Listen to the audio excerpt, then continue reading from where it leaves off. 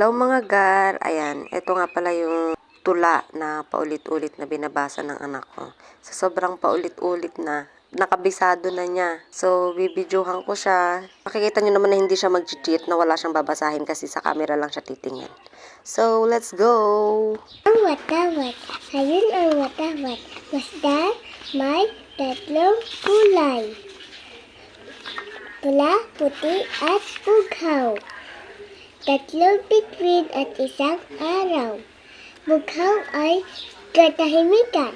Pula ay kagitingan. Puti ay kalinisan. Karangalan ng bayan. Ang tatlong bituin naman, Luzon, Visayas at Mindanao. Walo sinagdag araw, magigiting na lalawigan, bayaning magigitig, buhay ay ibinubuwis.